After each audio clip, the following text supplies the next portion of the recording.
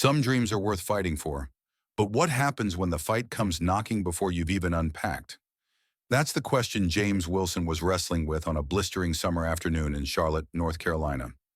After 15 years as a cop, dodging bullets, breaking up bar fights, and working double shifts to make ends meet, James had finally carved out his slice of the American dream. His new home was a stunner, a two-story brick beauty in one of Charlotte's ritziest neighborhoods, with a backyard pool that sparkled like a sapphire under the relentless Carolina sun. The water caught the light just right, sending ripples of blue dancing across the patio. This was his sanctuary, his reward for years of sacrifice.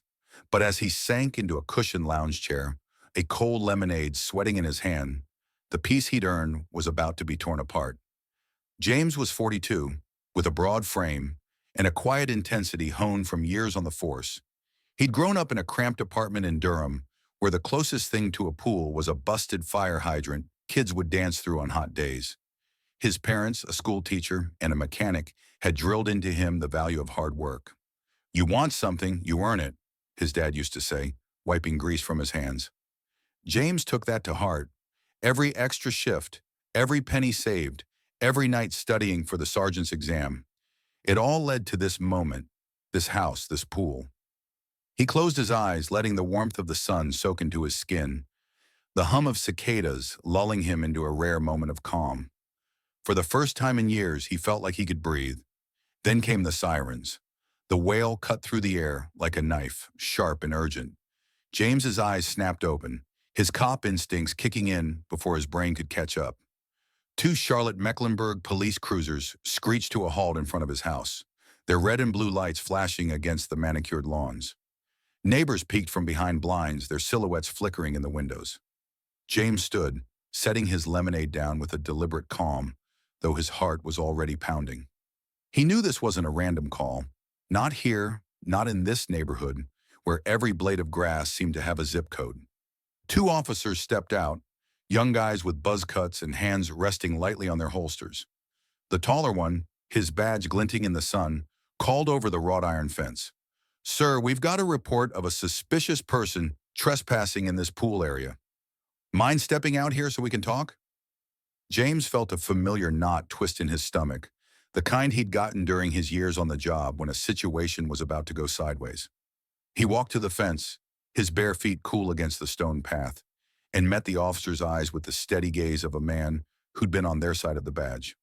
"I'm James Wilson," he said, voice calm but firm. "This is my property. I've been here all afternoon. No trespassers here unless you count the squirrels." The shorter officer, whose name tag read Perez, glanced at his partner, then back at James. "We're just following up on a call, sir. Someone reported an unauthorized person in your backyard. You got any ID on you?" James nodded, keeping his movements slow and deliberate, old habits from de-escalating tense encounters. As he reached for his wallet, his eyes flicked to the house next door. The curtain in the upstairs window twitched, and there she was, Linda Harris, his new neighbor, peering out with a smirk that could curdle milk. Her blonde hair was pulled into a tight bun, and even from this distance, James could see the glint of satisfaction in her eyes. It was the kind of look that said she just dropped a match and was waiting for the fire to spread. This wasn't the first time Linda had stirred up trouble. James had only been in the neighborhood a few weeks, but he'd already caught her watching him, her eyes narrowing every time he mowed the lawn or carried groceries from his truck. He'd tried to be friendly, offering a wave when he first moved in, but Linda had turned away, her lips pursed like she'd bitten into a lemon. Now, as the officers waited for his ID, James pieced it together. The suspicious person call had her fingerprints all over it. She wasn't just nosy, she was testing him, trying to mark her territory in a neighborhood she clearly thought belonged to her. "Everything checks out," Officer Perez said, handing back James's ID after a quick radio check. "Sorry for the disturbance, Mr. Wilson. You have a good day now." James nodded, forcing a polite smile. "Appreciate you coming by. Stay safe out there." But as the cruisers pulled away, he stood by the fence, his eyes locked on Linda's window. The curtain fell back into place, but her silhouette lingered, a shadow in the afternoon light. This wasn't over. He'd dealt with plenty of troublemakers in his career, drunks, thieves, even a few dirty cops. But something told him Linda Harris was a different kind of problem. She wasn't just a nuisance. She was a storm brewing, and James had a sinking feeling she was about to make his dream home feel like a battlefield. As he returned to his lounge chair, the lemonade now warm and forgotten, James let out a slow breath. He'd fought too hard for this place to let anyone ruin it. If Linda wanted to play games, she was about to learn that James Wilson didn't back down, not from a fight, and definitely not from a bully hiding behind a smug smile. Moving into a new neighborhood is like stepping onto a stage. You don't know the script, but everyone's watching your first act. For James Wilson, that stage was a quiet, tree-lined street in Charlotte, North Carolina, where every house looked like it belonged in a magazine. It was late spring, a month before the police sirens would interrupt his poolside peace, and James was still unpacking boxes, his heart swelling with pride. After 15 years as a cop, he'd traded his badge for a key to his dream home, a two-story brick masterpiece with a backyard pool that glowed like a jewel in the morning light. But as he arranged patio chairs under the shade of a magnolia tree, he felt eyes on him, sharp and unyielding. That's when he first met Linda Harris, and in one fleeting moment, he knew his new life was about to get complicated. James was no stranger to scrutiny. As a black man who'd climbed the ranks in a tough police precinct, he'd faced plenty of sideways glances and whispered doubts. But this was different. Linda's stare wasn't just curious, it was territorial. She stood at her second-floor window, her silhouette framed against the lace curtains of her pristine, colonial-style home. Her blonde hair was pinned up, and she held a phone to her ear, her lips moving fast as she watched him. James, ever the optimist, raised a hand in a friendly wave, his calloused palm catching the sunlight. Linda froze, her eyes narrowing, then yanked the curtains shut like she'd been caught stealing. James chuckled to himself, shaking his head. New neighbor, new quirks, he muttered, turning back to his chairs. But deep down he felt the first prickle of unease, like a storm cloud creeping over the horizon. The next day, James headed to a local hardware store to pick up supplies, pool chemicals, a new hose, the kind of things that made his new homeowner status feel real. He was halfway through choosing paint swatches when his phone buzzed with an alert from his security system, a basic setup he'd installed the day he moved in. The app showed live footage of his backyard, and what he saw made his jaw tighten. There was Linda Harris strutting through his unlocked back gate like she owned the place. She wore a flashy red swimsuit that screamed money, a designer beach towel draped over one arm, and oversized sunglasses perched on her nose. Without a hint of hesitation, she spread her towel on one of James's new pool chairs, kicked off her sandals, and dipped her manicured toes into the water, letting out a satisfied sigh. James's first instinct was to laugh, pure disbelief at the audacity. But as he watched her lounge there, scrolling through her phone like she was at a private resort, a slow burn of anger started in his chest. This wasn't just bold, it was a violation. He paid for the paint and sped home, the Charlotte skyline blurring past his truck's windows. By the time he pulled into his driveway, his cop training had kicked in. Stay calm, assess, de-escalate. He stepped through the gate, his work boots crunching on the gravel path, and cleared his throat. "Excuse me, ma'am," he said, his voice steady but edged with authority. "Mind telling me what you're doing in my backyard?" Linda's head snapped up, her sunglasses slipping down her nose. For a split second, she looked startled, like a kid caught sneaking cookies. Then her lips curled into a smile that was all teeth and no warmth. "Oh my goodness," she said, pressing a hand to her chest, her voice dripping with fake surprise. "I thought you were the new pool guy. The old owners, the Thompsons. They always let me use this pool. It's practically a neighborhood tradition." She tilted her head, studying him like he was a puzzle she didn't want to solve. "You are new here, aren't you?" James felt his blood pressure tick up, but he kept his face neutral, a skill honed from years of dealing with liars and troublemakers. "I'm not the pool guy, ma'am," he said, crossing his arms. "I'm James Wilson, the owner of this house, and I'd appreciate it if you'd ask permission before coming onto my property." He nodded toward the gate, an unspoken invitation for her to leave. Linda's smile faltered, replaced by a look of disbelief that bordered on offense.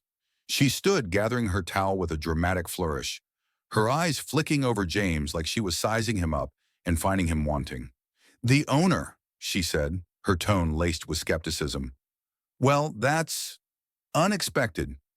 I know the realtor who sold this place, and she never mentioned—" She trailed off, waving a hand vaguely in his direction, the implication hanging heavy in the air.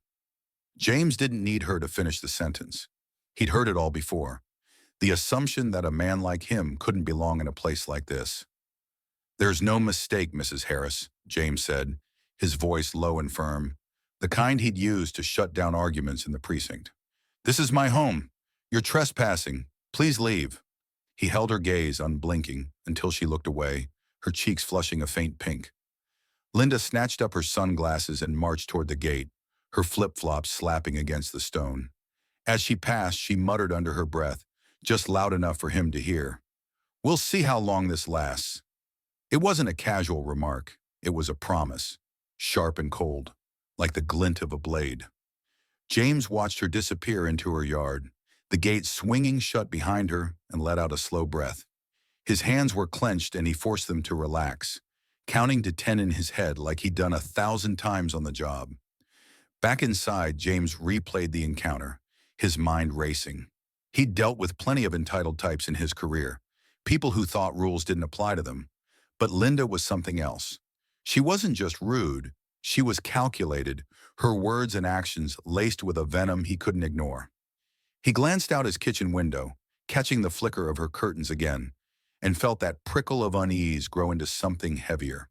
This wasn't about a pool or a misunderstanding. This was about control, and Linda Harris clearly wasn't used to losing it. That night, as James sat on his patio, the pool glowing softly under the stars, he made a decision. He'd fought too hard for this place to let anyone, especially a neighbor with a chip on her shoulder, steal his peace. He didn't know what Linda was planning, but he knew one thing for sure. He'd be ready. Tomorrow he'd call a locksmith to change the gate's lock and double-check his security cameras. If Linda wanted to test him, she was about to find out that James Wilson wasn't just a homeowner. He was a man who knew how to stand his ground. Some fights start with a punch, but others creep up on you, disguised as petty annoyances that pile up until you're ready to explode. For James Wilson, the fight with his neighbor Linda Harris was the creeping kind, and by early June, it was starting to feel like a war. His dream home in Charlotte, North Carolina, a 2-story brick haven with a pool that shimmered like a promise, had become a battleground. Linda's first trespass a month ago, when she lounged by his pool like it was her personal spa, was just the opening shot. Now, as the summer heat cranked up, so did her audacity, and James was learning that peace wasn't something you won. It was something you defended, one locked gate at a time. James hadn't slept well since that first confrontation. He kept replaying Linda's parting words. "We'll see how long this lasts," and the way her eyes had flicked over him, like he was an intruder in his own life. He'd followed through on his plan from that night, calling a locksmith to install a sturdy new lock on the back gate and upgrading his security system with motion sensor cameras that pinged his phone with every twitch in the yard. As a cop, he'd learned the hard way that evidence was your best friend, and he wasn't about to let Linda catch him off guard. But even with the new precautions, he couldn't shake the feeling that she was watching, waiting for her next move. Every morning he checked the camera footage over coffee, half expecting to see her red swimsuit flashing across the screen. It didn't take long for Linda to escalate. One Saturday morning, James was woken by the sound of laughter and splashing, sounds that didn't belong in his quiet backyard. He bolted upright, his heart racing, and grabbed his phone. The security app showed a scene that made his blood boil. Linda, in a neon yellow bikini, was hosting a full-blown pool party in his yard. 4 of her friends, all decked out in designer swimsuits and oversized sun hats, lounged on his chairs, sipping mimosas and tossing a beach ball. The Bluetooth speaker on the patio blared pop music, and Linda was holding court, gesturing grandly as if she were the queen of the estate. James stared at the screen, his disbelief giving way to a slow, burning anger. This wasn't just trespassing. It was a deliberate slap in the face. He threw on a t-shirt and stormed outside, his bare feet slapping against the hardwood floors. As he stepped onto the patio, the women froze, their laughter dying like a record scratch. Linda, perched on the edge of a chair with a glass in hand, didn't even flinch. She tilted her head, her smile as sharp as a razor. "Oh, James," she said, her voice syrupy with mock surprise. "We didn't expect you back so soon. We're just borrowing the pool. It's such a shame to let it sit unused." Her friends exchanged uneasy glances, one of them clutching her beach bag like a shield. James took a deep breath, channeling every ounce of his police training to keep his voice steady.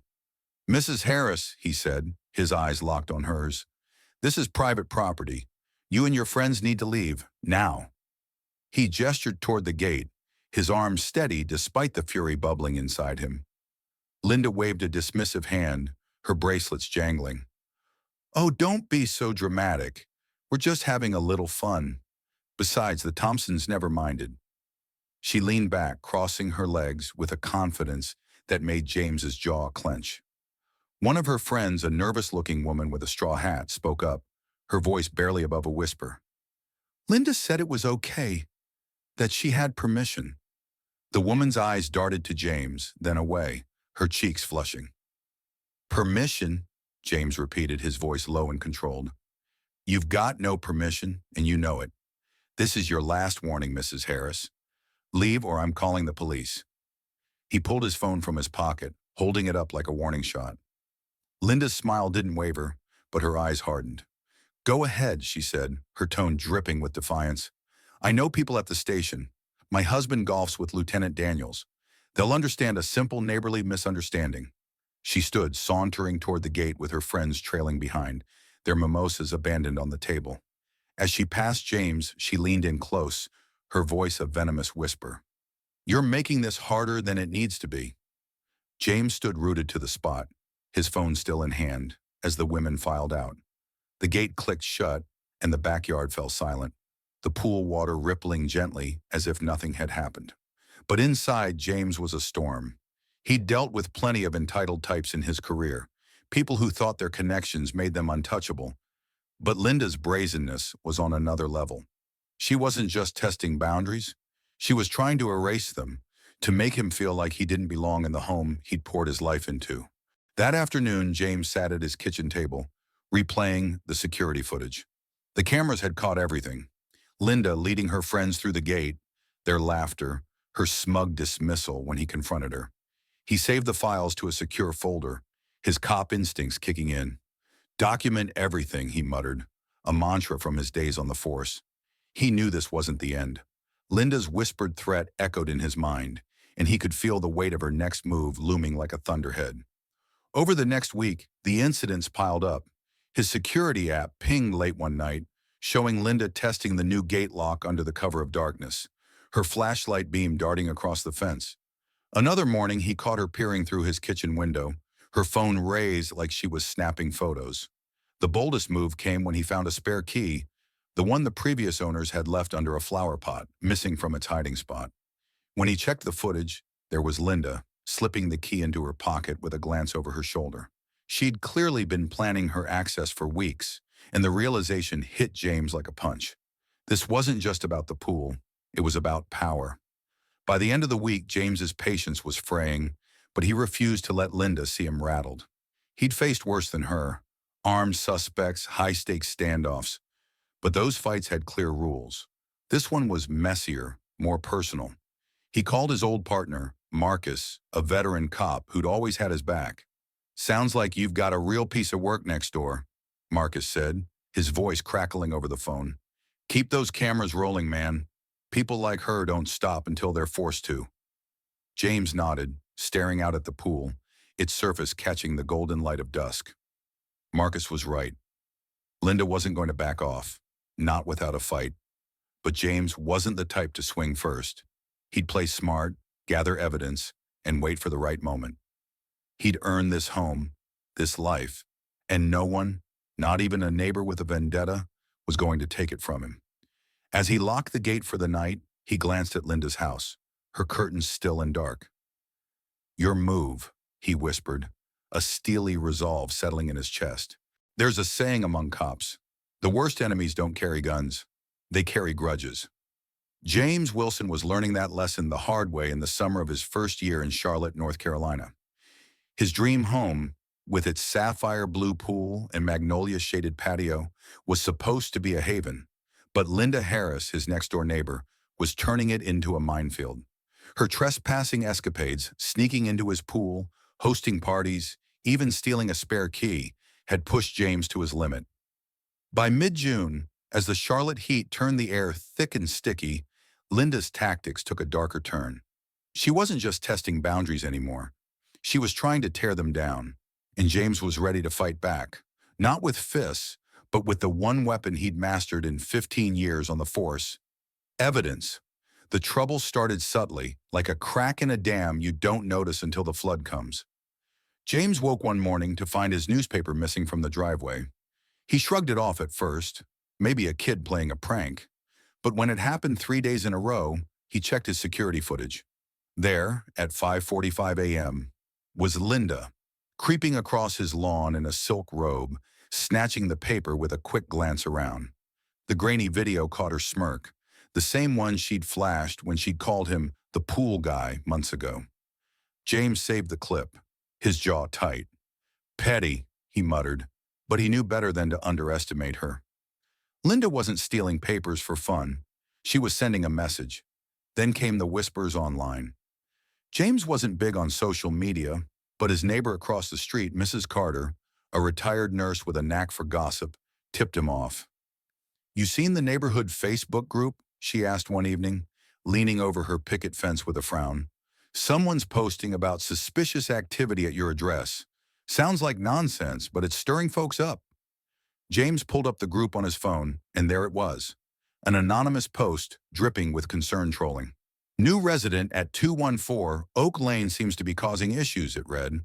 "Late-night visitors, unkempt yard, possible code violations. Thoughts?" The comments were a mix of confusion and veiled barbs, with one user, clearly Linda under a fake name, adding, "I've noticed strange cars parked there. Not sure it's safe." James's yard was pristine, his visitors limited to delivery guys and his old cop buddy Marcus. The post was a lie, but it stung all the same. He'd worked his whole life to belong in a place like this, and now someone was trying to paint him as an outsider. He screenshot the post, his fingers trembling with a mix of anger and resolve. The cameras were his lifeline now, and they didn't lie. That night he caught Linda again, this time sprinkling something from a small bottle onto his rose bushes under the cover of darkness. By morning the leaves were wilting, their edges brown and curling. A quick Google search confirmed his suspicion: weed killer. Linda wasn't just petty, she was vicious. The neighborhood's homeowners association, HOA, meeting at the end of June, was where Linda played her boldest card yet. James hadn't planned to attend. He'd rather mow his lawn twice than sit through complaints about mailbox colors. But Marcus convinced him. "Show your face, man," Marcus said over a beer at James's kitchen table. "Let him see you're not hiding." So James went, dressed in a crisp polo and jeans, his phone loaded with video files just in case. The community center was packed, the air thick with the scent of coffee and tension. Linda was already there, holding court in a tailored blazer, her voice carrying over the chatter. "I'm deeply concerned about property values," she announced, standing at the front of the room, her eyes flicking to James with a calculated glint. "Certain changes in our neighborhood, new residents, new behaviors, are making potential buyers uneasy. We need to enforce our standards." The room shifted uncomfortably, a few heads turning toward James. He felt the weight of their stares, the same kind he'd felt as a rookie cop walking into a room full of skeptics. James stood, his heart pounding but his voice steady. "Interesting you mentioned standards, Mrs. Harris," he said, holding up his phone. "Mind explaining why you were in my yard last Tuesday at 11:52 p.m., pouring weed killer on my roses?" He tapped play, and the room fell silent as the projector screen lit up with crystal-clear footage. There was Linda caught in the act, her face unmistakable under the glow of a motion sensor light. Gasps rippled through the crowd, followed by murmurs. Linda's cheeks flushed scarlet, but she recovered fast, her voice sharp. "I was checking for vandalism," she snapped. "Someone's been damaging properties, and I was protecting our community." "Protecting?" James said, his tone cool but cutting. "Looks more like you're the one causing damage." He played another clip, Linda stealing his newspaper, then another of her snapping photos of his house at dawn. The room erupted in whispers, and Linda's allies, a clique of women in matching cardigans, shifted in their seats, avoiding her gaze. The HOA president, a balding man with a nervous tic, cleared his throat. "We'll address this privately," he mumbled, but the damage was done. Linda stormed out, her heels clicking furiously, leaving a trail of stunned silence. James drove home that night, his hands tight on the wheel, a mix of triumph and exhaustion washing over him. He'd won this round, but he knew Linda wouldn't stop. She was too invested, too obsessed with control. When he pulled into his driveway, he noticed something new. His pool water was cloudy, streaks of bubbles floating across the surface. He crouched by the edge, the chemical smell of dish soap hitting his nose. Linda again. The cameras hadn't caught her this time. She'd gotten smarter, but James didn't need footage to know who was behind it. He stood staring at the ruined water and felt a spark of something new. Not just anger, but determination.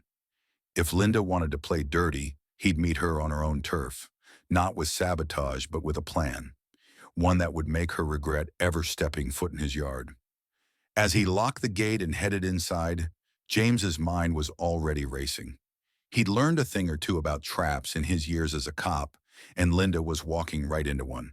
She thought she could bully him out of his home, but she was about to learn that James Wilson didn't just fight back. He fought smart.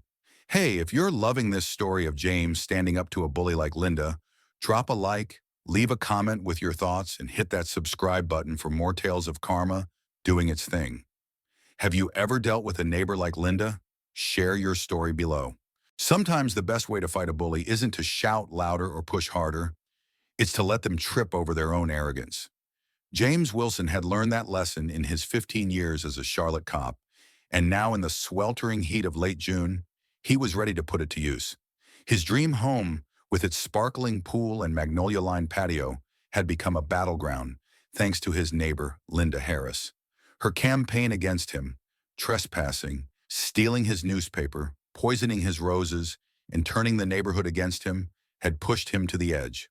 The final straw came when she dumped dish soap in his pool, leaving it a bubbly, unusable mess. As James stared at the ruined water, something shifted inside him. He wasn't just angry anymore. He was focused. Linda wanted to play games? Fine. He'd give her a game she'd never forget, one that was perfectly legal, completely harmless, and absolutely unforgettable. The idea came to him that night as he sat in his home office, the glow of his computer screen casting shadows across the room. He'd been scrolling through old case files from his police days, looking for inspiration, when he remembered a conversation with his old partner, Marcus. Years ago, they'd worked a case involving a prank at a community pool. Someone had used a non-toxic dye to turn the water bright red, and exposing a group of vandals. The dye was safe, used by pool maintenance crews to detect leaks, but it had a quirky side effect. When mixed with certain chemicals, like those in high-end sunscreens and cosmetics, it turned skin a vivid, temporary color. James leaned back in his chair, a slow smile spreading across his face. Linda and her clique loved their designer swimsuits and fancy lotions. This could be perfect. He spent the next day researching, his cop instincts in overdrive. He found a supplier for the dye, a clear, odorless liquid that was FDA approved and used by professionals. The product listing promised it would react with specific compounds found in luxury skincare products, turning skin a bright, unmistakable green for up to a week. Not harmful, not permanent, just humiliating. James cross-checked the chemicals listed on the bottle against the sunscreen he'd found smeared on his pool chairs after Linda's last unauthorized party. It was a match. He ordered the dye with overnight shipping, his heart racing with a mix of excitement and caution. This wasn't about revenge. It was about justice, about showing Linda that actions had consequences. While waiting for the delivery, James took stock of the war zone his life had become. His security cameras, now a lifeline, had caught Linda's every move. Her late-night gate testing, her sneaky photos of his house, her sabotage of his roses. The HOA meeting, where he'd exposed her vandalism, had quieted her for a few days, but the dish soap in his pool proved she was back with a vengeance. He knew she wasn't done. Her type never was. Sure enough, the neighborhood grapevine buzzed with news. Linda was planning another pool party, this time framed as a community fundraiser to protect property values.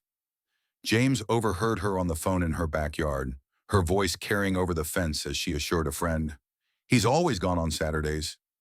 It'll be fine. Bring your best bikini."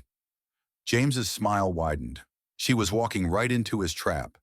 He spent the next 2 days preparing with the precision of a man who'd planned sting operations. He installed 3 new hidden cameras around the pool, each angled to capture every inch of the scene. One tucked in the magnolia tree, another behind a planter, and a third disguised as a pool light. He tested the dye in a bucket, mixing it with a dab of Linda's favorite sunscreen. The result was glorious. A vibrant green that glowed under sunlight, like something out of a comic book. He calculated the exact dosage needed for the pool, following the manufacturer's guidelines to ensure the water stayed safe and clear. To anyone looking, the pool would appear pristine, inviting, not a hint of the surprise waiting below the surface. Friday night, James sat on his patio, the pool glowing softly under the stars, and ran through his plan one last time. He'd leave the next morning, making sure Linda saw his truck pull out of the driveway. But instead of driving away, he'd park around the corner and slip back through a side gate to his home office, where he could monitor the cameras in real time. The dye was already in the pool, invisible but ready. He leaned back, sipping a glass of sweet tea, and felt a flicker of something he hadn't felt in weeks. Control. Linda thought she could bully him out of his home, but she was about to learn that James Wilson didn't just play defense, he played to win. As he locked the gate and headed inside, he glanced at Linda's house. Her upstairs light was on, and he could see her silhouette pacing, phone pressed to her ear. She was planning her victory, oblivious to the trap waiting just yards away. James chuckled softly, a steely glint in his eyes. "Enjoy your party, Linda," he whispered. Tomorrow the neighborhood would see her true colors. Literally. Karma doesn't always knock politely. It crashes through the gate, loud and unapologetic, leaving no one untouched.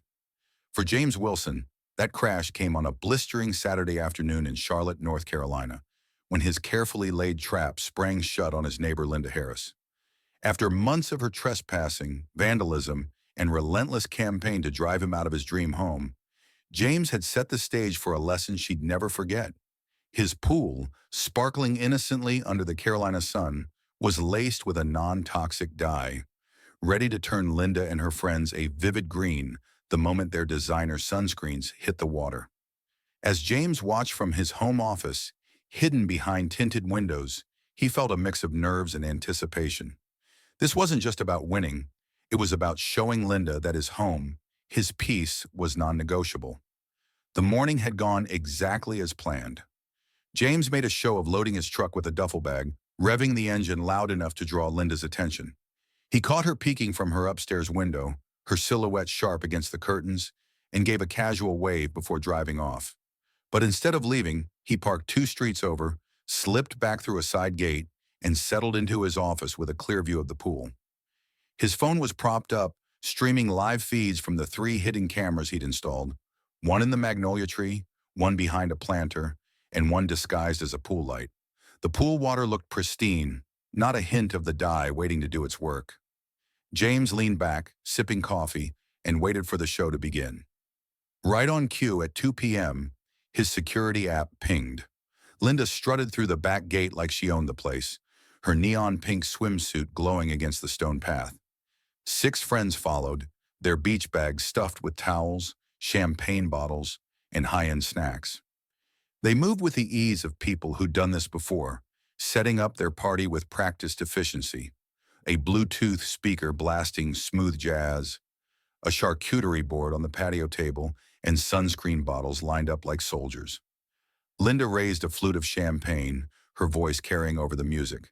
"Ladies, welcome to our little oasis," she declared, smirking. "What the new guy doesn't know won't hurt him." Her friends laughed, though a few glanced nervously at the gate, as if sensing the weight of their trespass. James's jaw tightened, but he stayed calm, his finger hovering over the record button. One by one, the women slathered on their sunscreen, thick, glossy layers of the exact brands James had tested. loaded with the chemicals that would trigger the dye. Linda was the first to dive in, her splash elegant and deliberate, like a queen claiming her throne. "The water's divine," she called, beckoning her friends. They followed, giggling and splashing, oblivious to the chemical reaction brewing beneath the surface. James watched the camera feeds, his heart pounding. Any second now. It started with Linda's friend Claire, a petite woman in a polka dot bikini. She climbed out of the pool, toweling off, then froze, staring at her arm. "Linda, is your skin looking weird?" she asked, her voice trembling. Under the bright sunlight, a faint green tint was spreading across her forearm, like moss creeping over stone. Linda, still floating in the pool, glanced at her own hands and let out a scream that could have shattered glass. Her pale skin was turning a bold, unmistakable green, glowing like a lime in a blender. "What the hell is this?" she shrieked, scrambling to the pool's edge. Panic erupted like a wildfire. The women climbed out, their screams echoing through the backyard as they saw their reflections in the glass patio doors. Green streaked down their faces, their carefully applied makeup now a neon smear. Their manicured hands looked like they'd been dipped in food coloring, and their legs shimmered with an emerald sheen. "My sister's engagement party is tomorrow," one woman wailed, clutching her green-tinted thighs. Another, clutching a champagne flute, stared at her reflection and sobbed, "I'm supposed to meet clients on Monday." Linda stood dripping on the patio, her face contorted in rage, her skin a vibrant shade of jade. "This was him," she spat, spinning wildly. "He did this." That's when she spotted the camera in the magnolia tree, its tiny red light blinking like a cheerful wink. Her eyes widened, then narrowed, and for a moment, James thought she might rip the camera down. Instead, she grabbed her bag, barking at her friends to move. The exodus was a sight to behold. 6 green-tinted women in designer swimsuits sprinting through the neighborhood, leaving wet footprints on the sidewalk and drawing stares from dog walkers and kids on bikes.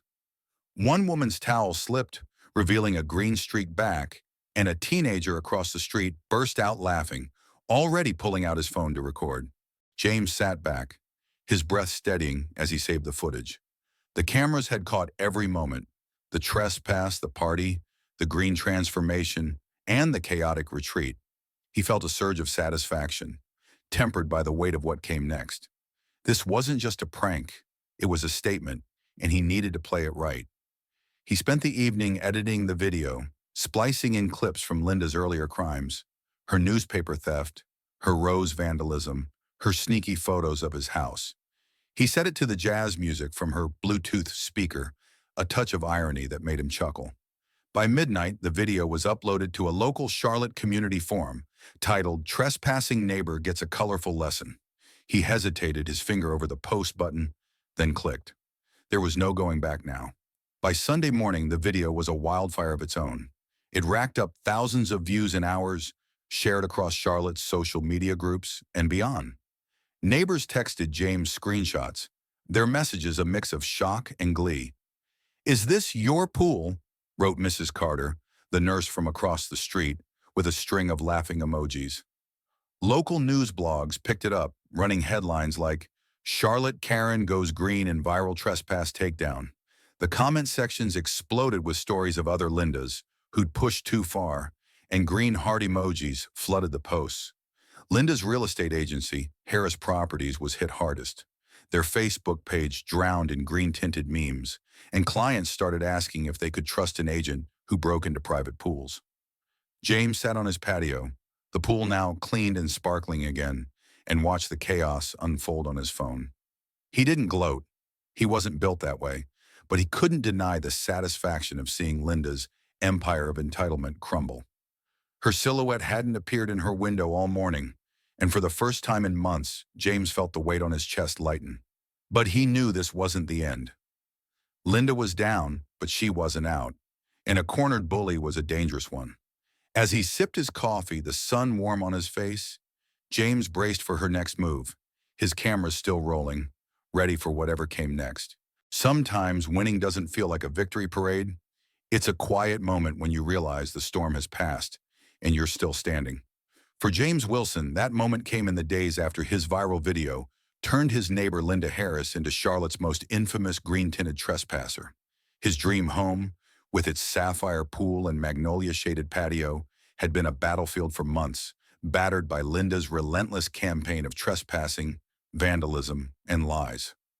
But now, as July's heat settled over North Carolina, the tide was turning. The video showing Linda's pool party disaster and her earlier crimes had spread like wildfire, stripping away her carefully crafted image. James wasn't celebrating, not yet, but as he sipped coffee on his patio, watching the pool sparkle in the morning light, he felt something he hadn't in months: hope. The fallout was immediate and brutal. For Linda. By Monday morning, the video had racked up over 1 million views, shared across Charlotte's social media groups, and picked up by local news stations. Green Gate, they called it, with cheeky headlines like "Charlotte Realtor's Pool, Party Turns Emerald Nightmare." Comment sections buzzed with stories of other entitled neighbors, and green emojis flooded Harris Properties' online pages. Clients started pulling out, with one posting publicly, "How can I trust an agent who breaks into someone's backyard?" Linda's real estate empire, built on charm and connections, was crumbling, and her allies were nowhere to be found. Even her golf buddy husband, Greg, was overheard at a local bar grumbling, "She can't show houses looking like a lime. It's killing our business." James, meanwhile, stayed quiet, letting the footage speak for itself. He'd learned as a cop that the best way to win was to let evidence do the talking, and the cameras had done their job. But Linda wasn't going down without a fight. Tuesday morning, a cease and desist letter arrived from her lawyer, demanding he remove the video for defamation. James read it over breakfast, his lips twitching with amusement. Defamation? The footage was time-stamped, crystal clear, and backed by police reports from her earlier trespasses. He responded with a polite email, attaching clips of Linda stealing his newspaper, poisoning his roses, and sneaking through his gate. "Feel free to take this to court," he wrote, knowing she wouldn't dare. The lawyer's next email was noticeably softer, claiming the die wasn't provably targeted. James didn't bother replying. The truth was green and glowing for all to see. The neighborhood, once a silent bystander, began to shift. Mrs. Carter, the nurse across the street, stopped by with a plate of homemade peach cobbler, her eyes twinkling. "I should have said something sooner," she admitted, setting the dish on James's kitchen counter. "Linda tried to get my grandson's skateboard ramp torn down last year. Called it an eyesore. I kept quiet, but no more." The Patel family next door, who'd kept to themselves since moving in, invited James over for chai and shared their own Linda story. She'd reported their Diwali decorations to the HOA for being too flashy. One by one, neighbors who'd once avoided James's gaze started waving, stopping to chat, even bringing by small gifts, a jar of homemade jam, a bundle of garden herbs. It was as if Linda's fall had cracked open a dam, letting the community breathe again. Linda, still sporting a faint green tinge, tried to salvage her reputation with a video of her own, posted to the neighborhood Facebook group. "I was only trying to maintain our standards," she insisted, her voice quivering with forced sincerity. But her mint-hued skin, glowing under the camera's flash, turned the video into a punchline. Comments piled up. "Standards like trespassing?" and "Maybe check your own backyard first." The video hit national blogs, with one calling her Charlotte's Wicked Witch of the West, complete with a green-tinted meme. Linda deleted the post within hours, but the damage was done. Her friends, some still faintly green, distanced themselves, their group chats falling silent. Even her closest ally, Claire, was seen avoiding her at the grocery store, her polka dot bikini days a distant memory. Linda's final gambit came at a neighborhood meeting she organized to discuss pool safety concerns. James didn't attend. He was done with her games, but Mrs. Carter filled him in. Only 4 people showed up, and 2 were wearing green ribbons, a silent nod to James's victory. Linda's speech about dangerous chemicals fell flat, interrupted by a teenager in the back humming "Sweet Caroline," a playful jab at her green debacle. She fled the room, her face flushed a red that clashed spectacularly with her fading green undertones. The meeting marked the end of her influence. By the next week, a for sale sign appeared in her front yard, the letters stark against the manicured lawn. Linda started taking the long way around the block, avoiding James's house like it was haunted. James, true to his nature, didn't gloat. Instead, he started hosting small gatherings by the pool. Nothing flashy, just burgers on the grill, kids splashing, neighbors laughing under the stars. The Patels brought samosas, Mrs. Carter her cobbler, and even the shy teenager from across the street showed up, teaching James how to do a cannonball. The pool, once a symbol of conflict, became a gathering place, a reminder of what James had fought for. One evening, as the sun dipped low, Mr. Patel raised a glass of lemonade. "To neighbors who make this place home," he said, his eyes meeting James's. The group cheered, and James felt a warmth that had nothing to do with the summer heat. As Linda's moving truck loomed on the horizon, James stood by his pool, watching the water ripple in the breeze. He'd won, not by sinking to her level, but by standing his ground with dignity. The neighborhood was different now, kinder, closer, alive with the kind of community Linda had claimed to protect, but only tore apart.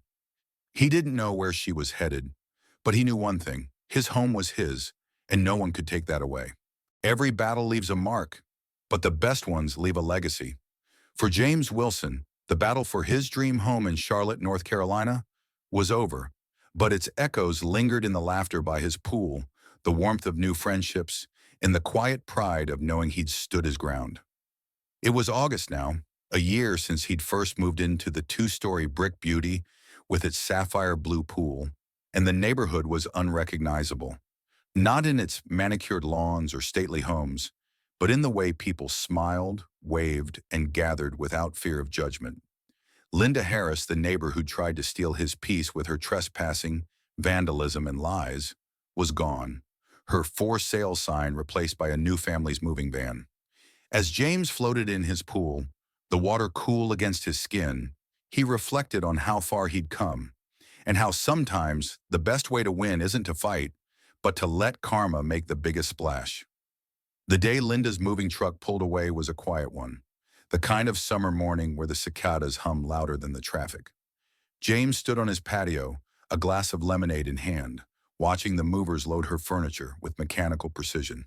Linda hadn't shown her face, but he'd caught a glimpse of her in the driver's seat of her SUV, her sunglasses hiding eyes that no longer held their smug glint. She didn't look back as she drove off, taking the long way around the block to avoid his house. James didn't cheer or gloat. He wasn't built that way. Instead, he raised his glass in a silent toast, not to her defeat, but to the community that had risen in her wake. The pool, once a battleground, was now the heart of something new, something real. The new family in Linda's old house fit right in. The Nguyens, an interracial couple with twin boys, brought a burst of energy to the street. Their sons, Ethan and Eli, were 8-year-old whirlwinds, already begging James to teach them how to dive. He'd spent a Saturday afternoon by the pool with them, showing off his old high school swim team moves, while their parents, Min and Sarah, laughed and snapped photos. "We heard about the Green Lady," Min said, grinning as he passed James a beer. "You're a legend around here." James chuckled, shaking his head. "Just a guy who wanted to keep his pool. That's all." But the warmth in Min's smile, the way Sarah waved from the patio, told him it was more than that. He'd given the neighborhood permission to stand up, to be itself. The pool parties became a tradition, not the exclusive kind Linda had thrown, but open, joyful gatherings where everyone was welcome. Mrs. Carter brought her peach cobbler, the Patels their samosas, and even the shy teenager, Jamal, showed up with a playlist that got everyone dancing. Kids splashed in the shallow end, their laughter mingling with the clink of glasses and the sizzle of James's famous barbecue ribs. One evening, as the sun painted the sky in shades of orange and pink, Mrs. Carter pulled James aside. "You changed this place," she said, her voice soft but firm. "Linda had us all tiptoeing, afraid to make a sound. Now look at us." She gestured to the crowd. Neighbors of every age, background, and story, united by a pool that had once divided them. James nodded, his throat tight. "We did it together," he said, and he meant it. The security cameras were still there, their red lights blinking quietly, but they captured different scenes now. Birthday parties, swim lessons, late-night chats under the stars. The HOA meetings, once battlegrounds for Linda's complaints, were shorter, friendlier, focused on real issues like streetlights and park cleanups. A small frame photo hung by James's pool gate, a still from the viral video showing Linda and her friends sprinting through the neighborhood, green and frantic. He kept it as a reminder, not of revenge, but of resilience. Karma's got a way of showing up, he'd say when neighbors asked, his smile small but knowing. Then came the email. A week before Labor Day, a Charlotte news station had tracked down Linda in Raleigh, where she was stirring up trouble again, this time demanding access to a neighbor's private tennis court. The reporter wanted James's comment, but he declined, marking the email as read and closing his laptop. Linda's story wasn't his anymore. She was a footnote, a cautionary tale in a neighborhood that had moved on. As he stepped outside, the pool glinting in the late summer light, James felt a peace that went deeper than victory. He'd fought for his home, not just for himself, but for everyone who'd ever been told they didn't belong. The pool wasn't just a luxury anymore. It was a symbol of standing tall, of building something stronger than any bully could tear down. So what's the takeaway from James's story? It's simple but powerful. When someone tries to take what's yours, your home, your peace, your place in the world, you don't have to fight dirty to win. Stand your ground, gather your evidence, and let karma do the heavy lifting. Sometimes the best revenge is living well, surrounded by people who've got your back. James turned a bully's game into a community's triumph, and that's a lesson we can all carry forward. If you've ever faced a Linda in your life, you know how sweet it is when justice shows up, green and glowing. Love this story? Drop a like to show some love, leave a comment with your own tale of standing up to a bully, and hit that subscribe button to catch more videos packed with karma-fueled victories. Let's keep the good vibes rolling. See you in the next one.